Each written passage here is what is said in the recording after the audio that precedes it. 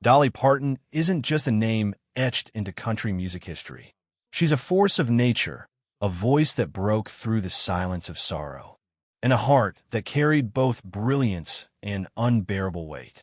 Long before the world called her a legend, she was just a girl with dirt on her feet and dreams too big for the hollows of Tennessee. Only the whisper of wind against wooden walls and the steady breath of the Great Smoky Mountains.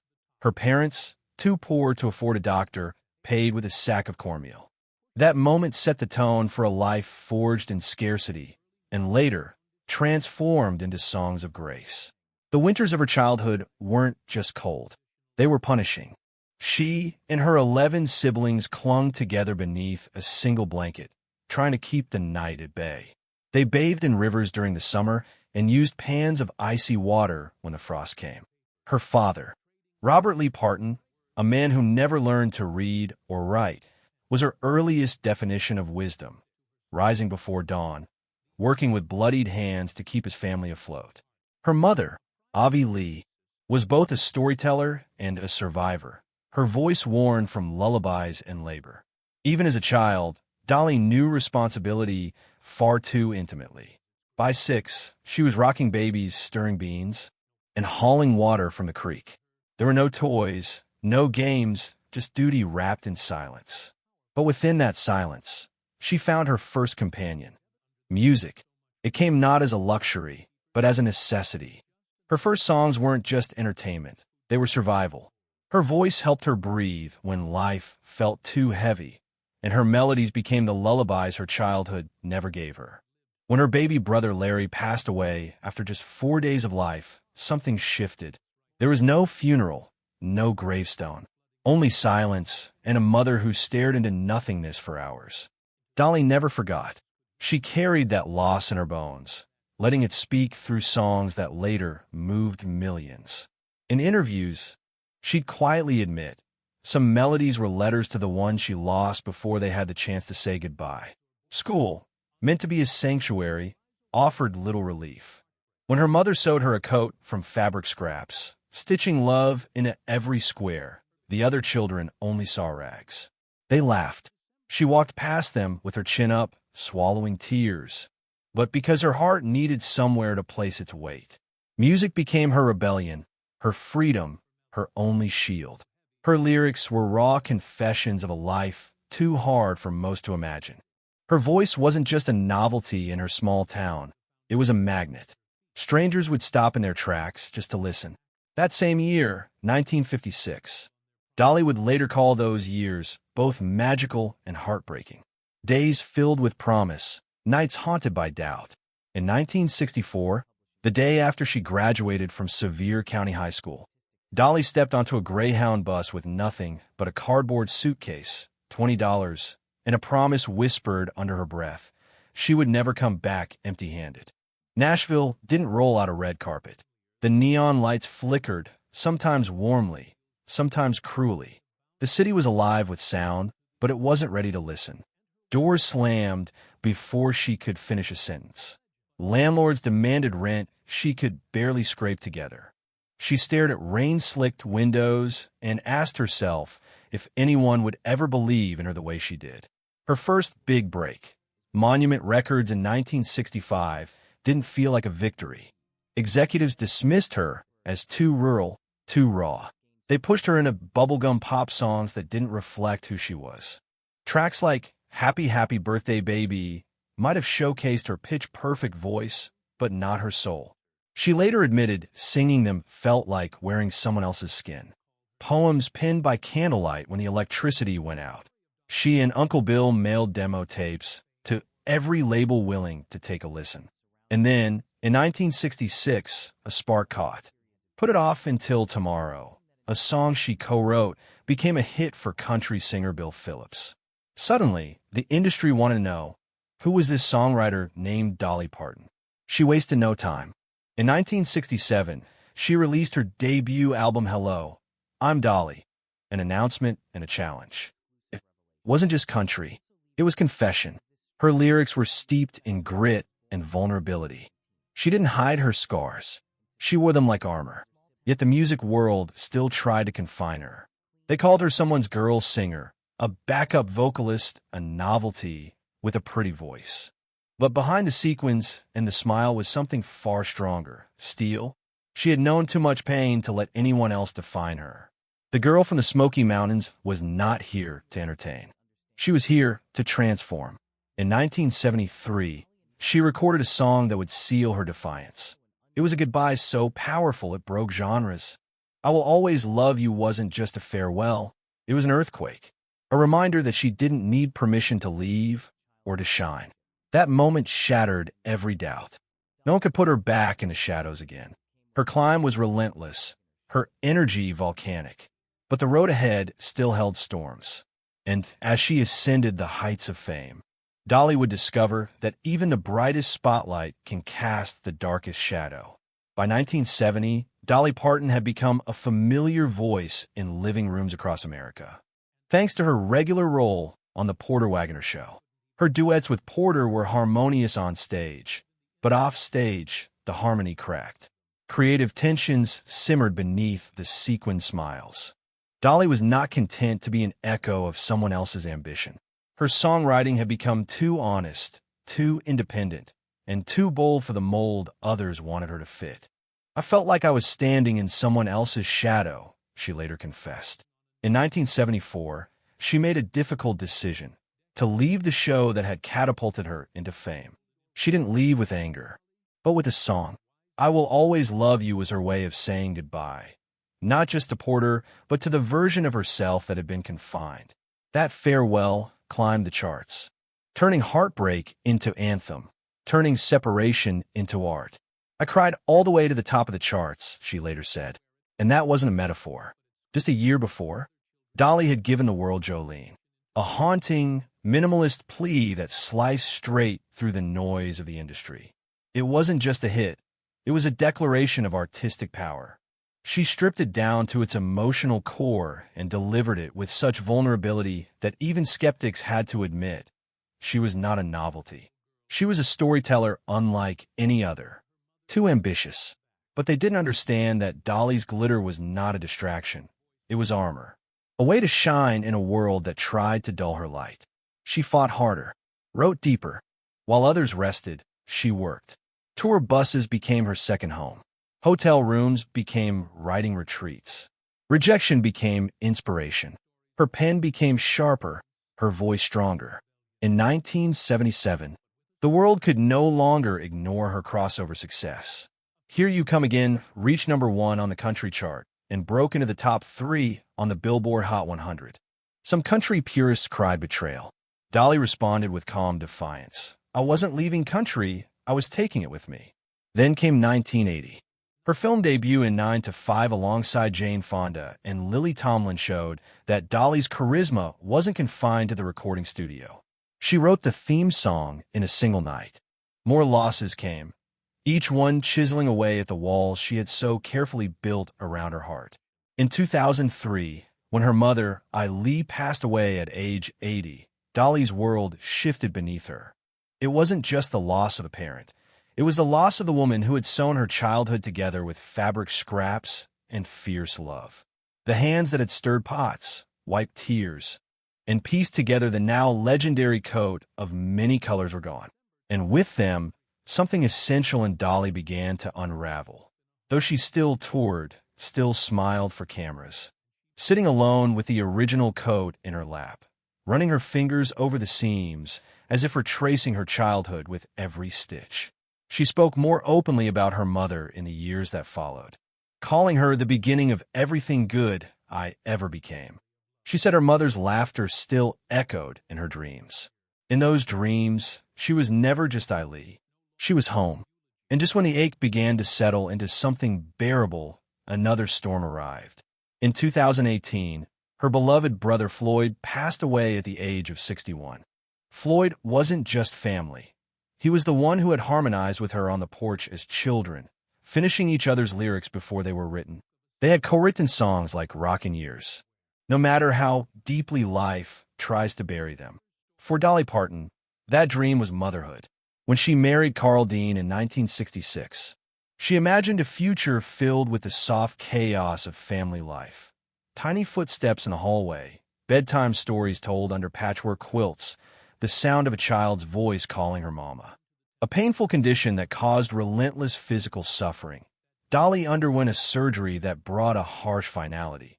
She would never be able to have children. The news didn't come with headlines or press releases. It came with silence, the kind of silence that settles in the bones. She later admitted that in the weeks following the surgery, she would lie in bed at night and think thoughts so heavy she could barely voice them. "I wish I had the nerve to just end it all," she once whispered.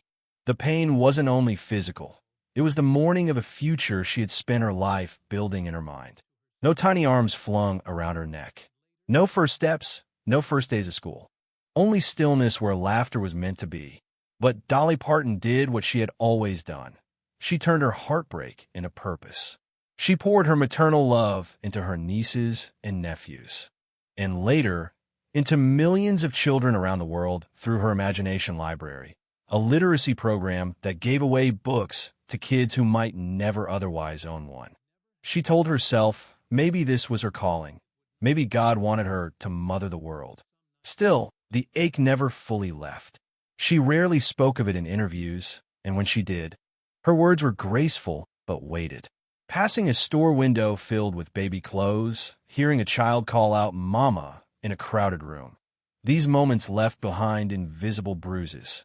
Even in the middle of massive concerts, when parents held babies swaying to her music, she felt the emptiness press against her heart.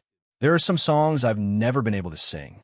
Sleepless nights, press obligations, and the invisible weight of fame created a kind of exhaustion that no amount of applause could cure.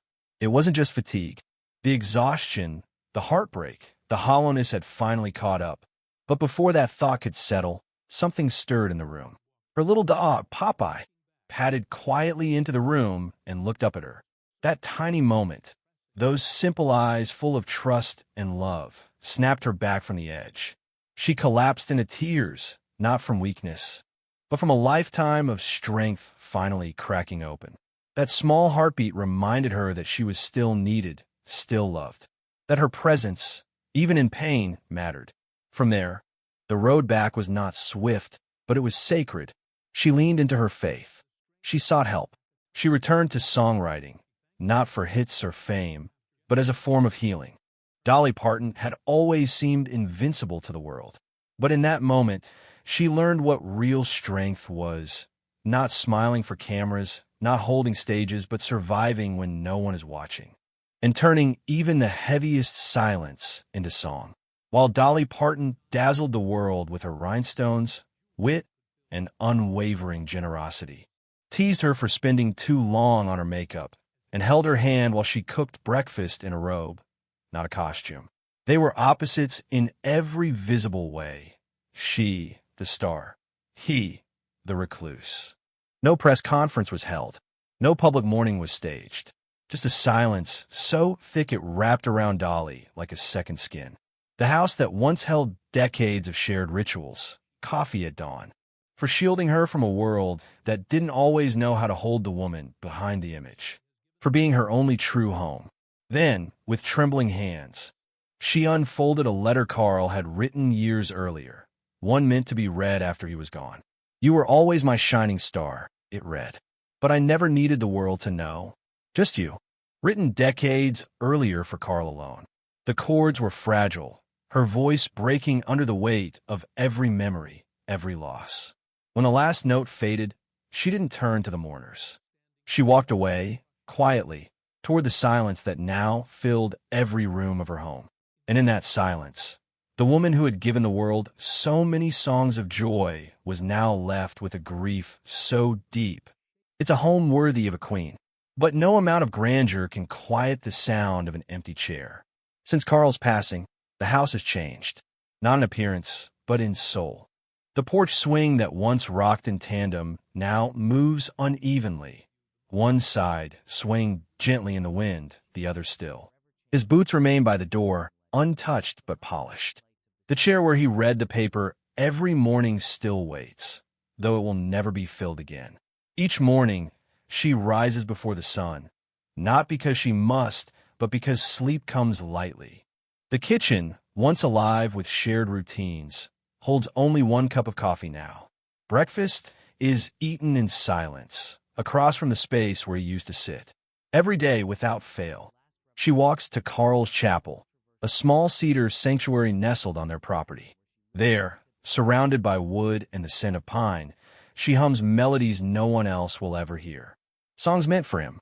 Songs that carry verses only their love could have written. To the world, Dolly Parton is still working, still writing, still showing up for Dollywood. Her theme park that welcomes over 3 million visitors a year. Her imagination library continues to place books into the hands of children all over the world. Her collection of over 3,000 songs brings in millions annually. Her name remains one of the most valuable brands in music history. But when the spotlight fades, the mansion becomes a museum of memories. Her laughter, once booming, has become softer. Her appearances, once constant, are now rare and deliberate. Those closest to her say she has started to prepare, quietly, in an unwavering commitment to the glamour that has long been her signature armor. But those closest to her say the sparkle in her, I sometimes dims when the crowds are gone. That there's a shadow there, soft but unmistakable. She rarely attends events anymore unless the moment truly matters. And when she does, her words feel more reflective, more measured, and written wishes that ensure her fortune, estimated at over $650 million, will be used not for extravagance, but for the causes she cherishes most. Programs for children, music education, rural health care, and above all, the preservation of Appalachian culture, the cradle that once held her, even when it could offer nothing else. With no biological children, Dolly has passed her love down through generations of nieces, nephews, godchildren, and the millions of strangers who found comfort in her voice. She has often said she doesn't want to be remembered for her stardom, but for her heart. And that is exactly what will endure. Because one day, her voice will live only in the grooves of records and the glow of reruns. But her legacy? It will be etched in every child who finds confidence in reading, in every dreamer who believes they're worthy of success despite where they come from, in every act of kindness performed by someone who once found comfort in her music. That will be the song that never ends. That will be the final chorus, soft, unwavering, infinite. In the end, the story of Dolly Parton isn't defined solely by platinum records, sold-out tours. From a moment she sang barefoot in the hollers of Tennessee, Dolly carried melodies like prayers, wrapping her pain in harmony, her joy in rhythm. Every lyric she wrote was a confession, honest, unvarnished, and brave. She didn't sing because it was glamorous. She sang because her heart had too much truth to keep quiet. A love letter to the mountains, to the creeks and ridges of Sevier County that shaped her soul. She never turned her back on the place that raised her. Instead, she built bridges back to it, through jobs, education, tourism, and most of all, those who didn't believe they mattered until they heard her voice. She sang for the forgotten, the overlooked, the broken, the dreamers, the lost. She made space for everyone in her music, including those who didn't even know they needed saving. And perhaps most tenderly, a love letter to Carl, the man who loved her without applause, who saw her before she became a brand, who stood in the shadows, not because he had to, but because he wanted her to shine fully. He didn't need the world to understand their love. Only she did. And now, in the quiet halls of their home, every photo, every flower in the garden, every chord left unplayed is a page from the book they wrote together. A book that ends in silence. She has known the brightness of glory and the weight of loneliness. She has stood before roaring crowds and wept in empty rooms. She has given away her heart 1,000 times and asked for nothing in return but the chance to sing again. And one day, when the final curtain falls and the lights dim for the last time, what will remain is not just a career. It will be a feeling, a presence, a legacy. Because Dolly Parton didn't just sing to us. She sang for us. She held our hearts when they were too heavy to carry alone. She stitched her suffering into stories that made the world a little softer. She taught us that you don't have to come from power to be powerful. You don't need riches to be rich. You don't need children to be a mother. Who will carry that light forward? Who will sing the song she never got to finish? Who will whisper her name not just in remembrance, but in continuation? And maybe, just maybe, that's where we come in.